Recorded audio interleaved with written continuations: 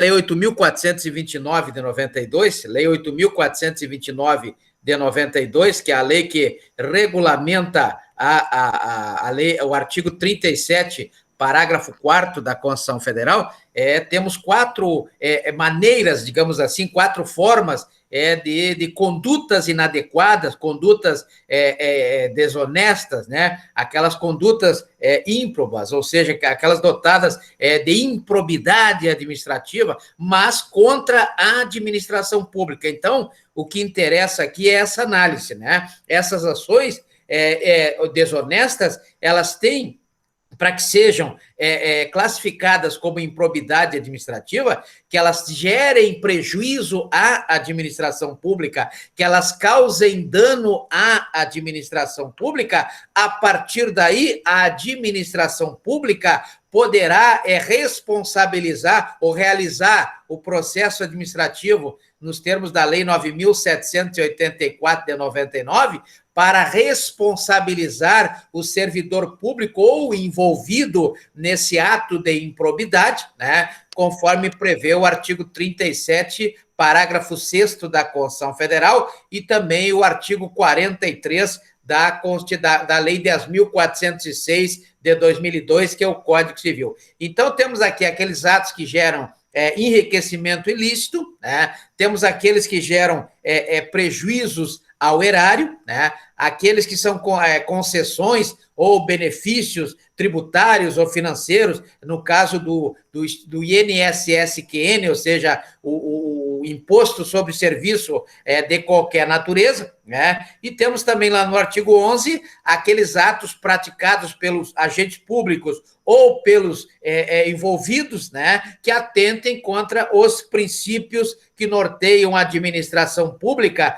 o famoso LIMP, né, o princípio da legalidade, da impessoalidade, da moralidade e da pessoalidade, da eficiência. Lá no artigo 9º da Lei 8.429 de 92, a lei que regula, regulamenta o artigo 37, parágrafo 4º da Constituição Federal, né, nós temos que aqueles atos administrativos, ou atos de improbidade, de desonestidade administrativa, que causem aí o enriquecimento ilícito, né? Por exemplo, está acontecendo agora muito, no momento, com a Operação Lava Jato, né? A Operação Lava Jato, que foi aí esvaziada, né?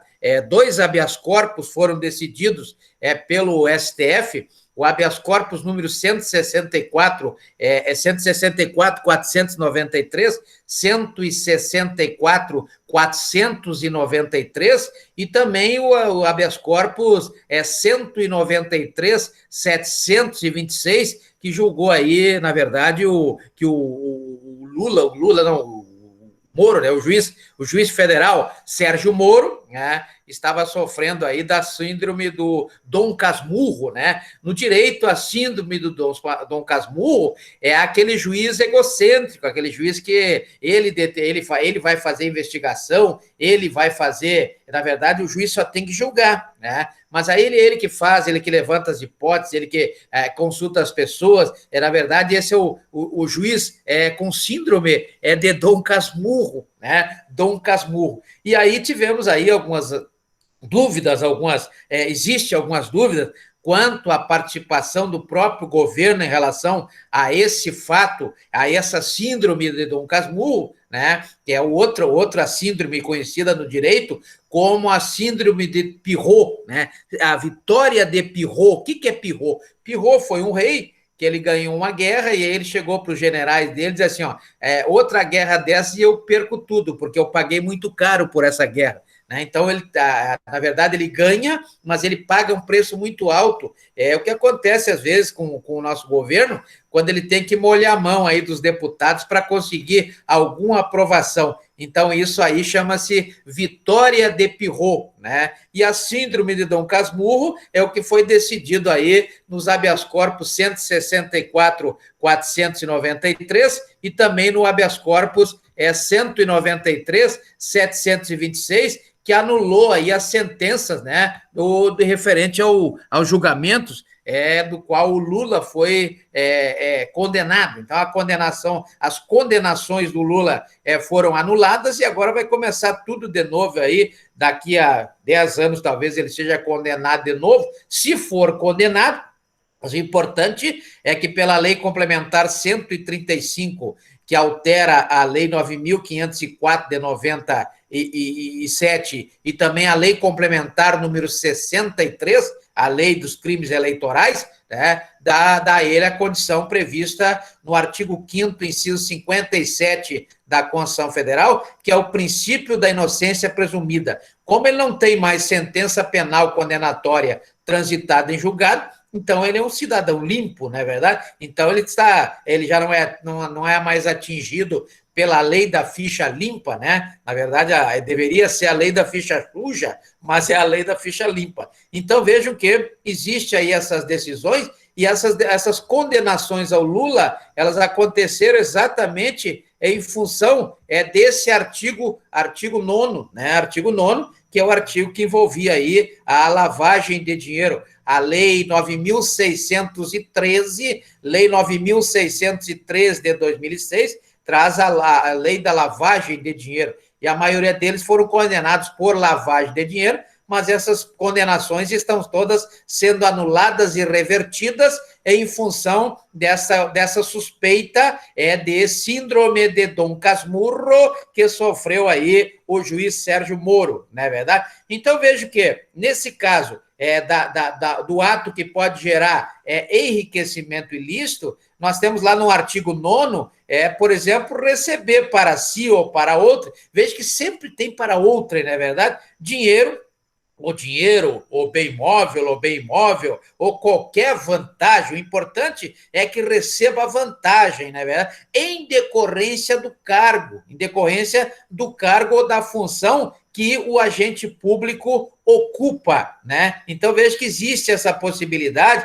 Também é outro detalhe importante para a análise dessa ação que causa dano à administração pública e tenha como consequência o enriquecimento ilícito do agente público, ganhar alguma vantagem econômica, seja direta ou indiretamente, para facilitar aquisição ou permuta de locação ou locação de qualquer bem móvel ou imóvel, não é verdade? Então, nós temos também lá utilizar em obra ou serviço particular produtos, a máquina, por exemplo, o prefeito que usa a retroescavadeira da prefeitura, a retroescavadeira lá, aquela amarelona, não é verdade? Usa lá na sua fazenda para fazer uma estrada, etc, etc. Então, ele vai gastar. O policial que usa a viatura para namorar, por exemplo, na frente do colégio, né? Pode acontecer. Aconteceu até o ano passado, tive um exemplo de um colega que trouxe, porque o camarada vinha, não sei, de uma cidade do interior aí,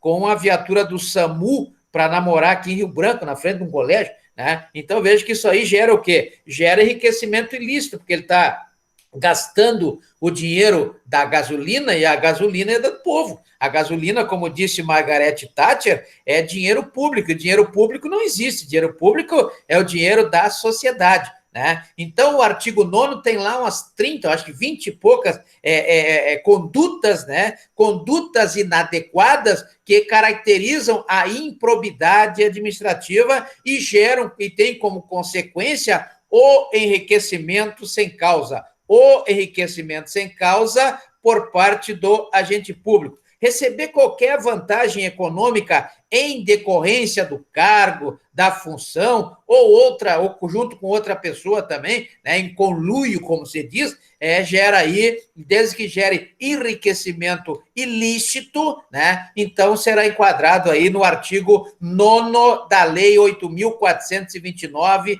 de 92 e sujeito às penalidades previstas no artigo 12, penalidades previstas no artigo 12, que nós veremos aí na próxima aula.